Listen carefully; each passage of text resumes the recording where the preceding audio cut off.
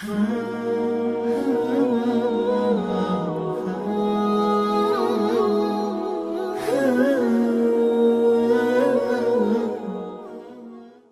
alaikum wa rahmatullahi wa barakatuh. Të gjitha falënderimet i takojnë Allahut fuqiplot, kurse salavatet dhe selamet tona qofshin mbi pejgamberin tonë Muhammedin alayhi salatu wassalam, mbi familjen e tij të pastër, shokët e tij, sahabët dhe të gjithë besimtarët të cilët e ndjekin udhëzimin e tij. Fillimisht rastin shfrytëzoj në këtë ligjëratë kemi prezant kryetarin e Këshillit Bashkisë Islame të Vushtrisë, Dr. Ayub Hazirin, që specifikoj veçanërisht për të falendruar për iniciativën e këtyre ligjëratave edhe këtij programi, që shpresojmë te Allahu që të jetë i bereqetshëm për xhamatin e kësaj xhamie në veçantë edhe të qytetit në përgjithësi. Sikurse është paralajmëruar në javën e kaluar, do të jemi me një seri të ligjëratave e të cilat kanë për qëllim për të fokusuar bukuritë e Islamit, bukuritë e fesë e Allahut subhanahu wa taala në fushën e besimit, në fushën e ibadeteve, në fushën e moraleve, sjelljeve ndërnjerëzore e kështu me radhë. Por kur flasim për bukuritë e Islamit, piknisa jon ishte javën e kaluar nga ajeti madhështor, ajetin e Kur'an ku Allahu subhanahu wa taala thot: "El-yawma akmaltu lakum dinakum", sot e plotësova fenë tuaj, wa atmamtu alaykum ni'mati, dhe e përsosa dhuntin time ndaj jush, wa raditu lakum al-islam dinan, dhe unë urdha Islamin fe për ju. Ky ajet madhështor që dëshmon se Allahu e ka përsos këtë fe. Dhe fakti që kjo është fe e përsosur e Allahut tregon për bukuritë e saj.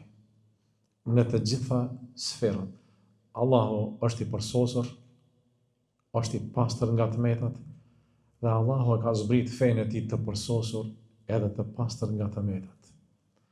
Pastaj Allahu na thret vetë që ne të hulumtojmë, që ne të studiojmë këtë fe, të shfaqim bukuritë e saj, edhe thot: "Afala yatadabbaruna al-Qur'an", a nuk e meditojnë ata Kur'anin, a nuk mendojnë mirë për ajetet, fjalët, udhëzimet e Kur'anit?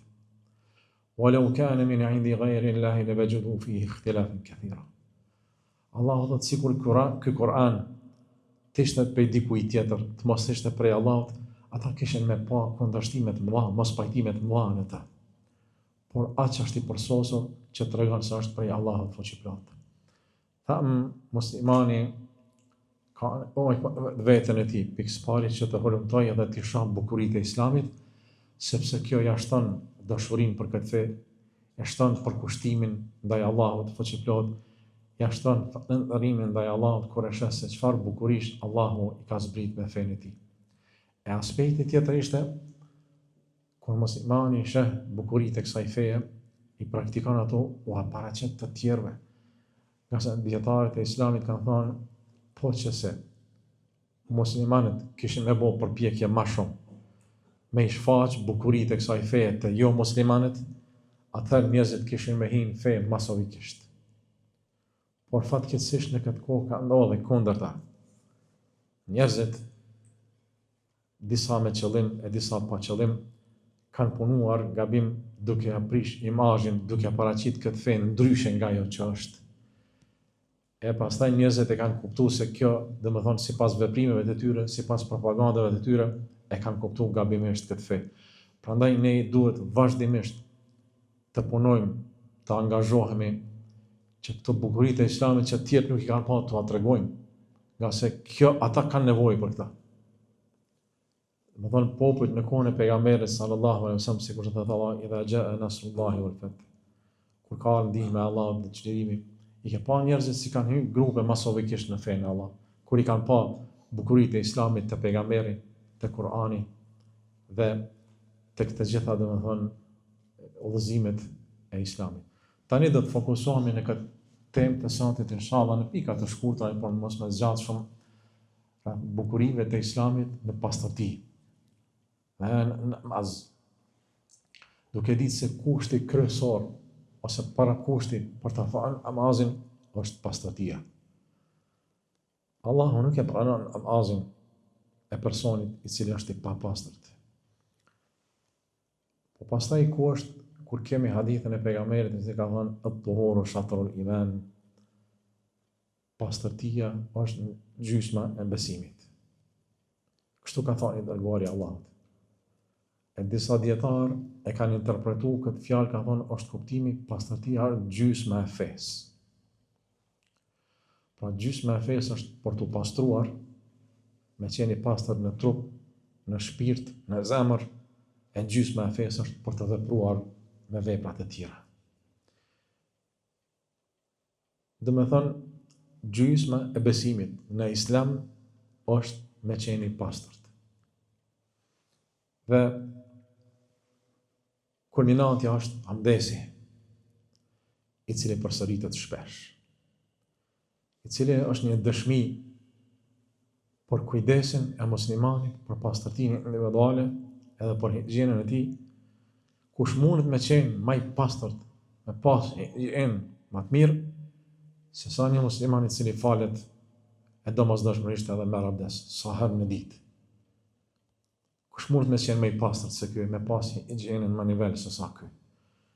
Kjo është thjesht një bukuri e përsosur e islamit. Është pastërti trupore, por pastërti edhe shpirtërore, nga se pejgamberi në hadithin tjetër ka thonë la yuhafidhu ala al-wudu'i illa al-mu'min, veç ai që është besimtar plotësisht kujdeset për abdesin, edhe kujdeset me qenë i pastërt, edhe me pas abdes. Me thonë, vetëm ai i cili është besimtar plotësisht kujdeset për abdesin. Si shpjegohet kjo? Me thonë, besimtari i plot, besimtari i sinqert, kujdeset për abdesin e tij, një vepër e cila është paksa e fshehtë. Nga se abdesi prishet me disa veprime, me disa gjëra që janë të fshehta, nuk duken. Nuk mundesh me ditë një personi ka abdes apo nuk ka abdes. Askush nuk mund me ditë, veç ai. Allahu e din edhe ai. A ka abdes, as ka abdes. Por nuk i alejon vetës me në namaz, pa u pasur thot prit, se nuk ka abdes. Që kjo është kuptimi i fjalës së pejgamberit, nuk kujdeset për abdesin, për pastërtinë vetëm besimtari. Pse e din se Allahu e ka pa vepër e sinqert, e cila e bën të qeltër, dhe me thënë, besimtari. Kur jemi në aspektin e pastërtisë së islamit, a nuk na mjafton edhe kjo fjalë e pejgamberit sallallahu alaihi wasallam, thotë, sikur të mos t'ja vështirësoja ummetit tim, atëherë do t'ja urdhëroja edhe do t'ja bëjsh ato obliguar që t'i pastrojnë dhëmbët e tyre para namazit. Dhe me thonë, ka pas frikë se mos po ëndon edhe mos po vështirëson, nga se për ndryshe ka thonë do t'u kesh bë obligim që t'i pastrojnë dhëmbët para çdo namazi. E që kjo është, dhe me thonë, islami. Allahu thëtë, wa thiyabaka fatahhir, dhe kujdesu edhe për pastërtinë e rrobave të tua. Dhe kujdesu për pastërtinë e vendit ku falesh. E besimtari pastaj kujdeset edhe për pastërtinë e brendshme të tij. Allahu thëtë, qad aflaha man tazakka, ka shpëtuar ai i cili është pastruar.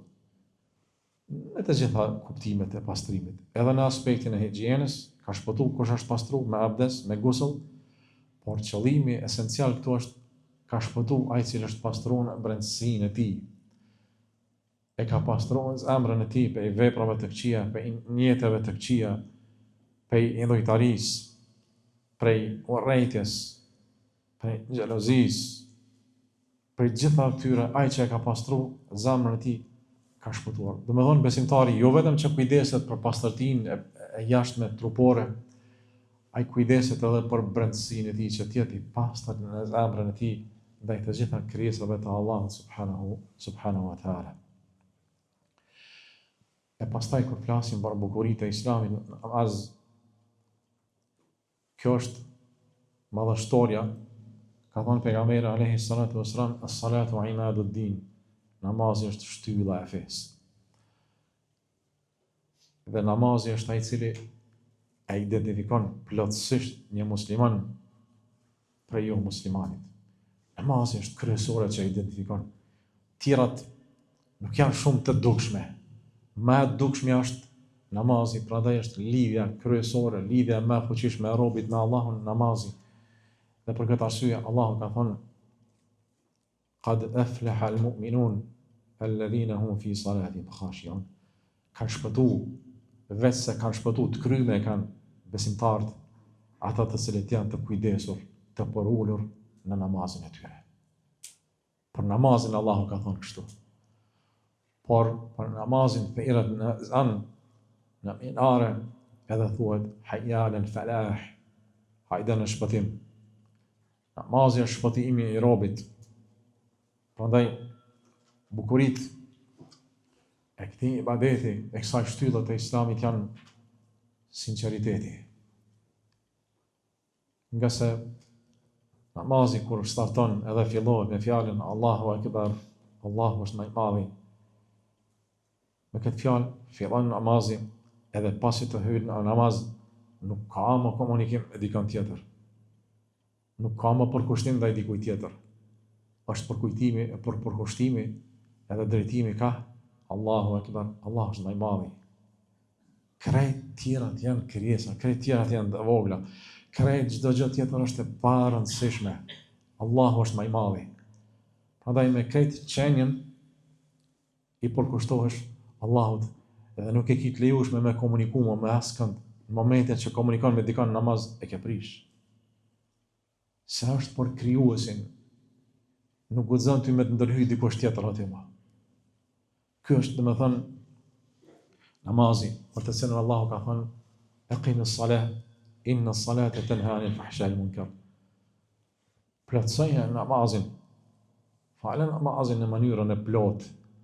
Ka se namazi të ndalon nga të shëmtuarat, edhe nga veprat e ndaluara dhe të këqija. Namazi të ndalon nga të shëmtuarat. E si të mos ndaloj kur besimtari për disa çaste namazin e tij i është përkushtuar krijuesit me lutje, me Kur'an, me ruku, edhe me sejdë, duke ju parul atij, duke lutur atë, duke kërkuar udhëzim. E kur del pas tij namazi, me çfarë arsye mundet me qenë njeri i keq me të tjerët? Ai që e ka të plotë namazin, e ka kryer si duhet me dëshmu me këtë fjalë të Allah, namazi i tij duhet me përmirësua atë person. Namazi i tij duhet me ndalu nga e keqja atë person edhe me urdhëru për të mirën. Nga se deri tash ti u drejtohet krijuesit tënd, i cili ti ka ndaluar ato të këqija. E pasi e kryer namazin nuk kthehet ato, ku është problemi këtu? Rishikoj namazin tënd, se Allahu ka dëshmuar se ky namaz të ndalon në mënyrë të natyrshme, edhe populli më i thjesht, xhamati më i thjesht e kuptojnë këtë rëndësi të namazit, dhe kur i sheh në njëri mund me qenë edhe jo shumë fetar, por kur e këshillon dikon thot, po ti po falesh bre, pse po bën kësi veprash, por derisa po falesh. E natyrshme, e kuptueshme është, po këtë ka dëshmuar Allahu në Kur'an. Tek njerëzit në Allah ka mbjell këto, që njeri që falet do të me qenë njeri i mirë. Pra arsye se namazi i tij qëllimin e ka me përmirësua. Kjo është bukuria e Islamit, po. Megjithatë, dallimi i madh është mes atyre që falen edhe atyre të cilët nuk falen. Dallimi më i madh është i atyre që janë të përkushtuar kujdesin namazin me emat, ndaj atyre të cilët falen, por nuk i kushtojnë shumë rëndësi namazin me emat. Dallim ka edhe mes tyre shumë. Sa më përkushtim më i madh, aq, domethënë edhe përmirësimi në veprat tona, në qenien tonë, do të jetë domethënë aq më i madh. Ky namaz me bukurive të tij është ja mëson disiplinën në njeriut besimtarit, orarin, rregullin, prezentimin me kohë, organizimin. A nuk e shohim namazin që është fiks në kohë të caktuara dhe besimtari qysh me abdes fillon me kohë. Bilen tjerat ka ardhur koha namazit, këtu ka disiplinë. Kur vjen xhami, disiplinë mas disipline. Raniset në saf, afrohet krah për krahve tjetër. Edhe të njëjtat veprime, të njëjtën kohë, duke ndjek imamin. Çfarë rregulle? Çfarë disipline është kjo? Nuk i ka paraprin asnjëri tjetrit. Pastaj, domethënë organizimi nëpërmjet imamit prisit, që tregon për bukuritë e namazit, domethënë edhe në këtë aspekt. Dhe siç thash, namazi ka thënë pejgamberi sa në fillim pra është shtylla e Islamit. Ajo që më së shumti forcizon Islamin në tokë, namazi është. A e shohim nëse shkojnë në banim, një qytet, një fshat, e shohim se aty ka xhami, e shohim se aty thirrën ezani, automatikisht kuptojmë se aty ka musliman. E shohim se aty ka musliman të cilët janë të vetëdijshëm, musliman të cilët janë praktikues të fesë së Allahut. Dallohet me njëherë vendbanimi Islam nëpërmjet kujt? Faljes së namazit. Ajo është që e bën Islamin të dukshëm në tokë. 5 herë në ditë, prej namazit të sabahut herët, para çdo veprimi, para çdo pune, e deri në namazin e yatsis. I lidhur me Allahun. Dhe veçoria dhe bukuria e këtij namazi është, pra si thash, e bën Islamin të jetë publik, të jetë i përhapur, të paraqitet të tjerëve. Nga se pejgamberi alajhi ka thënë, mua prej veçorive që mi ka dhënë Allahu, më ka dalluar prej pejgamberëve të tjerë, janë 5 gjëra, e në mesin e tyre ka thënë, Allahu më ka bërë tokën, krejt tokën, kudo që të jetë toka, vend që muna më fal edhe pastrim. Prandaj ka thënë, cilën do prej umetit tim e arrin koha e namazit, që aty le të falet. Islami është kjo. Kjo është bukuria e Islamit. Dhe kanë janë, nashta këtu pa dalë pak prej temës, që ky Islam, që nuk mund të ndryshohet, është feja Allahut, disa e po i pengon tash. Ky është Islami. Vjen koha namazit, por krijuesin tëm ka më fal, nuk më intereson tash ku jam edhe kush jam. A të pëlqen ty, as të pëlqen. A falën në vend punës, a falën në xhamin e aeroportit, a parkoj kirrën dhe falën në skej. Koha namazit është, ky është Islami, s'ka sot para 1400 dhe i tillë është. Apo e shohim domethënë se si e bën që Islami përhapet gradualisht, të forcohet me namaz. Nuk ishte rast të shit porosia e fundit, prej fjalëve të fundit të pejgamberit tonë alayhi salatu wassalam të kësaj jete, ishte as-salat, namazin. Dhe ishte në çaste të vështira të sëmundjes së vet, dhe nga njëherë i humbet dia. Dhe kur i kthehej dia, e pyeste Aishën, a e kanë falë namazin? A e falën namazin? Që kjo është e përkushtimi pejgamberit sallallahu alaihi wasallam. Që kjo është që fuqizon bashkësinë e muslimanëve, edhe i bën të jenë të afërt, i bën të jenë të fuqishëm.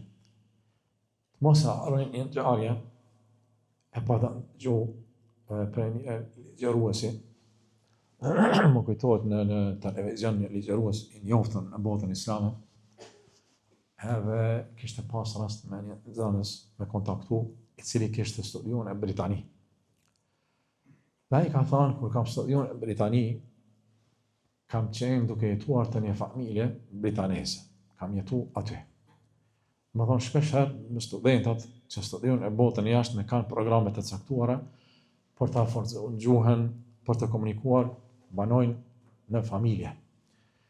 Dhe thot, kur më kanë përcjell, duke falë namazin e sabahut, herët, një ditë, 2, 3, e më kanë pyet, në ora 4:30, po që është, po dhezën dritat, çfarë arsye, aq herët, një ditë, 2, për çdo ditë.